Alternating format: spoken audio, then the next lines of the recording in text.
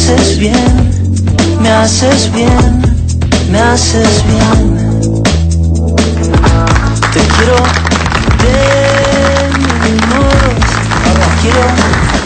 Muy bien, nuevo bloque de 678, en este caso pasamos a la sección La Radio Ataca, donde vamos a escuchar un tramo de una discusión bien interesante que tuvo el canciller Héctor Timerman con Nelson Castro en la radio alrededor del tema libertad de expresión. Lo vemos. Timerman versus Castro y las preguntas del día. Interesante cruce radial se produjo el jueves por la mañana. Escuchemos. Sabe muy bien que en este momento hay una absoluta y total libertad. Sí, no todos la tienen. Todos la tienen. No todos la tienen. No todos. Bueno, ¿quién no la tiene? Yo fui censurado por defender mi libertad. Sí, por el embajador Timerman. Así que no quiero hablar de los casos personales porque no me interesa. Censurado. ¿Sabe quién fue censurado? La gente que durante la dictadura le cerraron diarios. Pero, usted no le fue. por supuesto, no le renovaron. No, mi contrato estaba renovado. ¿Usted trabaja en Radio Mitre? Yo trabajo en Radio Mitre. En Clarín no existe la libertad de sindical. Eso también es un derecho a la democracia. ¿Qué le parece que no existe la libertad? Yo lo libertad critico y cuando ha habido problemas en el diario Clarín, nosotros le hemos dado aire en cada uno de los medios que hemos estado. Así que le pido que antes se informe. No, mire usted lo que está diciendo, si no hay libertad. No, yo la tengo. Le quiero decir que otros no la tienen. Y le quiero decir, tiene libertad. Le quiero decir que no la tienen. Muchos otros colegas no la tienen. Muchos otros colegas. Dígame quién.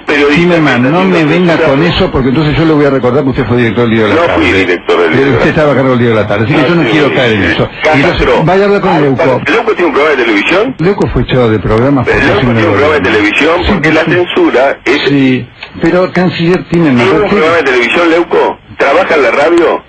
Fue echado de programas por... no fue echado, usted hace fantasía. Pero no, embajador... ¿Usted quiere ser una víctima? De ninguna manera lo quiero ser, ni me interesa. Bueno, si usted me da los nombres de los periodistas que usted considera que son perseguidos, yo voy a ir a Estados Unidos a hacer la denuncia en las organizaciones de defensa de los derechos humanos. Usted puede ir a tomar mi caso, puede tomar el de Leuco y los que usted quiera pero buscar. Si trabajan, los llevo si quiere, pero usted trabaja. El de Pepe de ayer, vaya a buscar el de Pepe de ayer, ¿sí? ¿El de Pepe de ayer cuál es el problema? No tengo ningún problema. Usted sabe qué pasa, usted interpreta las cosas como usted quiere. ¿Y usted también? No, yo no. Si quiere hablar, yo hablo. Si no quiere hablar y usted quiere monologar, monologue. Yo no monologo. El programa es suyo, la libertad es suya. Si en Clarín no permiten la existencia de la comisión interna que dice la ley sindical que debe existir, es un problema de Mañeto, no es un problema de Kirchner. Perfecto. Ven, usted acá puede decir lo que quiera, sin ningún problema. Y usted también. Así es, ese es nuestro capital y eso es lo que defendemos. No, este es el capital suyo, no. Eso es la República Argentina que vive en democracia. Sí. Las prometidas preguntas del día para que las conteste Castro a propósito de sus afirmaciones. 1. ¿En qué medio del monopolio habló, habla o hablará Pablo Yonto, ex delegado sindical de Clarín, echado por pensar distinto? 2. ¿Por qué Canal 13 discontinuó su relación con Televisión Registrada tras manifestarse el programa a favor de la reestatización de las AFJP, el fútbol para todos y la ley de medios? 3. ¿Por qué ningún periodista del monopolio tiene posturas que difieran, aunque más no sea en una coma, de la posición de Clarín? 4. ¿En qué medio del grupo, tras acusar al mismo de monopólico, volvió a expresarse Luis Delia?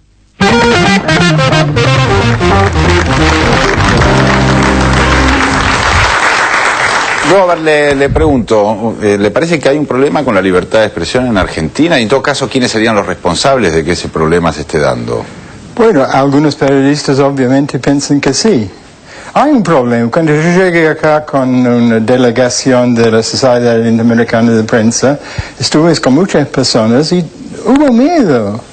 Miedo a veces por ser llamado por el gobierno, hubo presiones. Hay problemas siempre de los avisos oficiales, que para mí es una plaga, es una lástima que hay avisos oficiales, pero obviamente en América Latina, donde las grandes empresas son estatales, es muy difícil, ¿no? Es un gran problema. Yo pensé que era Héctor contra Fidel Castro. Y yo pensé, eso va a ser muy interesante, porque yo sé que Héctor tiene mis opiniones sobre Cuba. Disculpe. Es difícil, ¿no? Obviamente, eso es parte del problema, que hay periodistas por ese lado, periodistas por otro. A veces cambian, ¿no?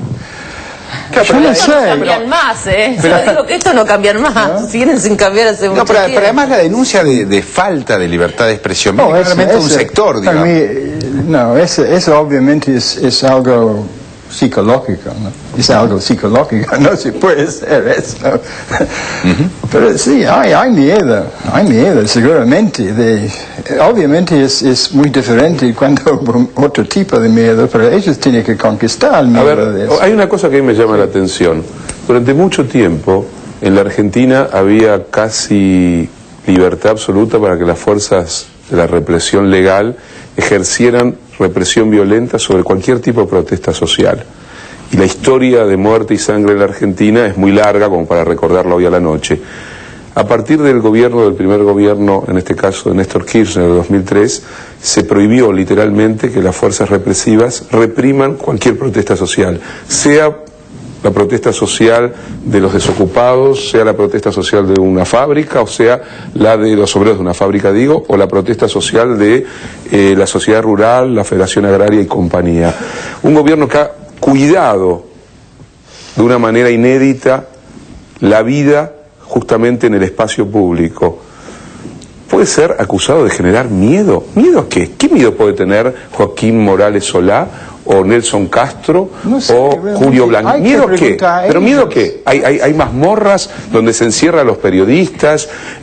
¿Cuál es el miedo que puede tener una persona en un espacio? Un grupo privilegiado, además, perdón, ¿no? Porque es un grupo privilegiado desde todo punto de vista, no solo desde su capacidad cualitativa y quiero decir su capacidad laboral, porque trabajan en diferentes medios como le marcaba Timerman recién, sino que es gente muy bien paga, muy bien posicionada, que cuando ha tenido miedo, si es que de verdad lo ha tenido, ha ido a manifestarlo al Congreso, y el Congreso los ha escuchado en la Comisión de Medios de Comunicación, ¿no es cierto? Sí, hubo una sesión en el Senado. Hubo una sesión donde fueron a expresar sus miedos absolutamente. Lo que yo digo es, no entiendo de verdad uno no puede evitar que haya gente miedosa en ninguna parte, ¿no? Pero me parece que el miedo que están expresando tiene que ver con que hay cambios. Y ahí sí nos volvemos a dividir entre los conservadores, que quieren que todo siga igual, y la acepción más básica del progresismo, que es que quiere que las cosas cambien.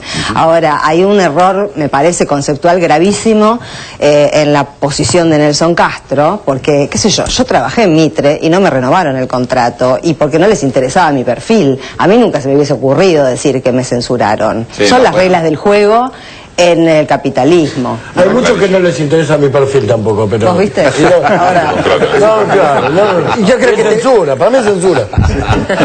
Yo coincido. A ver, Eduardo, cortito, por favor. Me parece que no quiero discutir con Majul otra vez.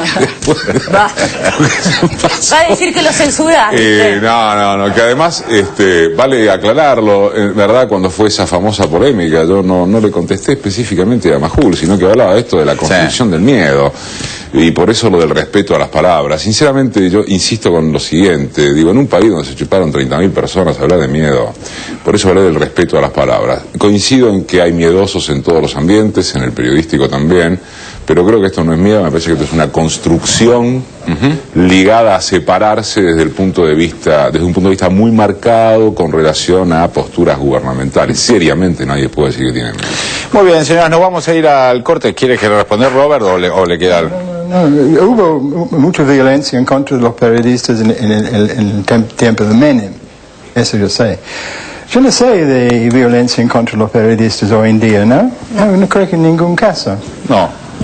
Pero, entre otras cosas, han tenido una recepción, como decía Carla, de parte de los diputados y los senadores alrededor del tema de violencia y libertad de expresión. Quiero decir, esto tuvo una traducción también política, no fue solamente una charla interna de periodistas, sino que hubo básicamente toda la clase política estuvo trabajando durante largos meses esta problemática, Robert. Inclusive hablaban de este programa Usted tiene la experiencia de haber venido al programa. Hablaban de este programa como alguien que estaba atentando contra la libertad de expresión. Era muy interesante. A lo mejor usted les puede contar algo y les puede decir a ver si efectivamente acá se vive una situación de restricción sobre Me han la libertad. hablado de scratches en contra de algunos periodistas. Scratches en televisión. Bueno, ha pasado... Uno o medio. No, digamos, la marcha que se hace del Facebook del 678 era una que a partir de los informes o de lo que sucede en este programa, Claro. hubo una cantidad de gente que se juntó en un Facebook y salió a la calle a... Defender la ley de medios. A defender la ley de medios y también a expresar su desagrado por los periodistas Y aparecieron les scratches mienten. nunca identificados, digamos, nunca se supo quién fue. Es compleja la cosa, ¿eh? Es muy compleja. Muy bien, señora, nos vamos a ir al corte.